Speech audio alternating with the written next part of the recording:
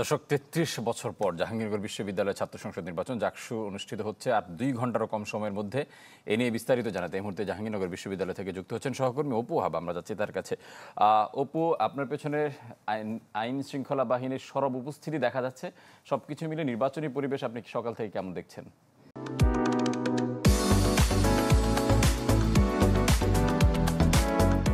ফারুক, ৩৩ বছর পর এই জাকসু নির্বাচনকে ঘিরে উৎসাহ, উদ্দীপনা, উত্তেজনা সবকিছুই কিন্তু একটু বেশি। আইন শৃঙ্খলা বাহিনীরও নজরদারি, কড়া নজরদারি এবং যে কোনো মূল্যে আইন শৃঙ্খলা পরিস্থিতি নিয়ন্ত্রণে রাখা এবং নির্বাচনকে সফলভাবে করা সমস্ত আয়োজন প্রশাসনের পক্ষ থেকে যেমনটি নেওয়া হয়েছে। পুলিশ প্রশাসন, গোয়েন্দা সংস্থা সবাই মিলে কিন্তু একটি নির্বাচনটিকে একটি সুষ্ঠু, অবাধ, গ্রহণযোগ্য করার জন্য চেষ্টা করছে। আমরা গতকালকে যখন কথা বলছিলাম নির্বাচন কমিশনের সচিবের সাথে, তিনি যেমনটি জানিয়েছিলেন যে তারা যে ১,০০০ থেকে ১,২০০ পুলিশের কথা বলেছিলেন, পরবর্তীতে কিন্তু তারা পরিবর্তন করে পুলিশ, কারণ আমরা গতকালকে দেখেছি সারাদিনই পুলিশের ঊর্ধ্বতম কর্মকর্তারা কিন্তু এসেছেন, তারা দেখেছেন এখানে রেকি করেছেন কি কি কার্যক্রম, কিভাবে আইন শৃঙ্খলা ঢেলে সাজানো যায়। সেই পরিপ্রেক্ষিতে কিন্তু আইন শৃঙ্খলা ঢেলে সাজানো হয়েছে। আমি এই মুহূর্তে রয়েছি বিশ্ববিদ্যালয়ের প্রধান ফটকের সামনে এবং কেন্দ্রীয় খেলার মাঠ জুড়ে কিন্তু এখন আইন শৃঙ্খলা বাহিনী, কারণ আপনি জানেন যে ৯টা থেকে যে ভোট গ্রহণ অনুষ্ঠিত হবে, এখন মূলত তারই প্রস্তুতি চলছে।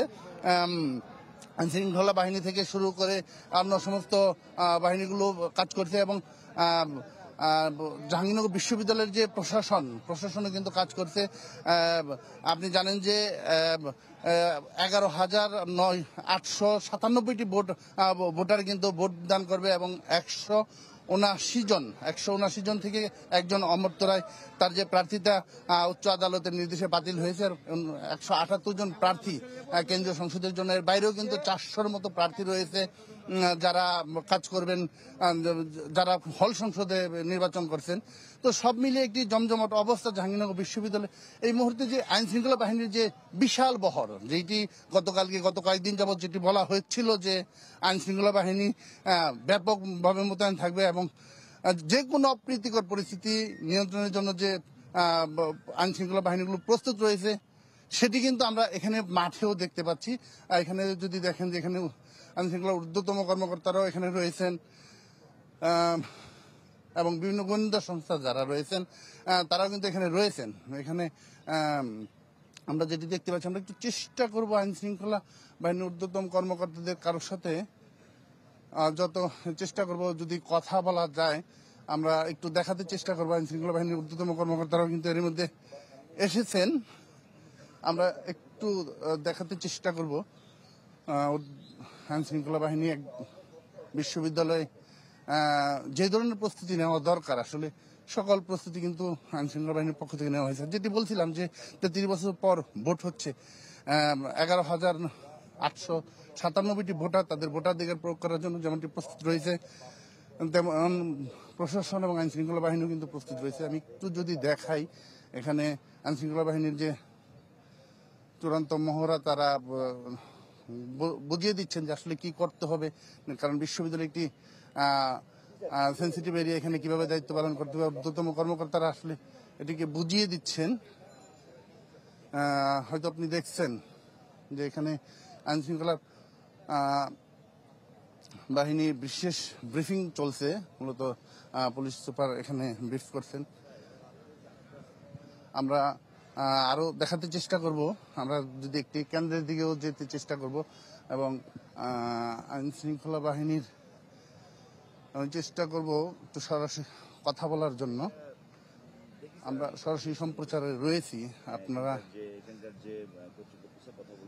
চেষ্টা করবো এখানকার পুলিশ কর্মকর্তারা যারা রয়েছেন তাদের সাথে একটু কথা বলিয়ে দেওয়ার জন্য। এখানে যদি দেখেন যে আইন শৃঙ্খলা বাহিনীর যে বিশাল, এখানে মানে আইন শৃঙ্খলার কোনো প্রকার যেটি বলছিলেন নির্বাচন কমিশন থেকে বা বিশ্ববিদ্যালয় প্রশাসন থেকে, যেটি বলছিলেন যে নির্বাচন একটি মডেল নির্বাচন দেখার মতো বা কোনো প্রকার ফাঁকফোকর রাখবে না, তেমনটি কিন্তু আমরা দৃশ্যমান দেখছি।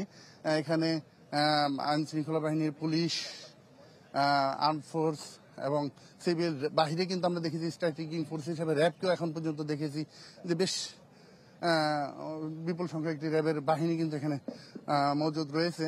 এখানে হয়তো কিছুক্ষণের মধ্যে ব্রিফ করবে, আমরা চেষ্টা করব সেটিও দেখানোর জন্য। এর বাইরে বিশ্ববিদ্যালয়ের অবস্থা, সার্বিক অবস্থা যদি একটু দেখাই আমরা, বিশ্ববিদ্যালয়ের সার্বিক অবস্থাটাও আমরা দেখব এবং দেখাতে চেষ্টা করব। তো কিছুক্ষণের মধ্যেই হয়তো আইন শৃঙ্খলা বাহিনীর ব্রিফ করে আমরা চেষ্টা করবো ব্রিফটি সরাসরি জানানোর জন্য। তার আগে আমি একটু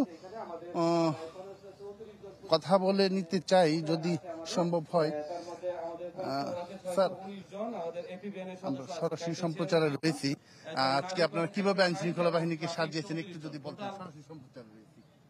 আমি তো সেই ব্রিফিংটাই করবো, ব্রিফিংটা করে নেই, তারপরে আপনার সাথে কথা বলি। সরাসরি সম্প্রচারে রয়েছি। বুঝতে পারছি।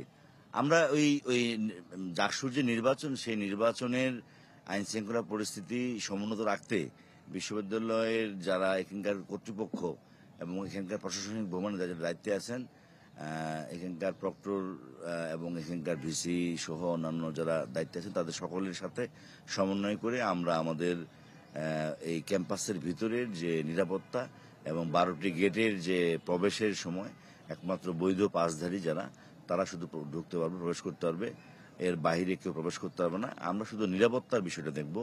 আর ভোট গ্রহণ এবং গণনা এইসব কর্তৃপক্ষ, বিশ্ববিদ্যালয়ের কর্তৃপক্ষের বিষয়, ওইটা আমাদের হেডেক না।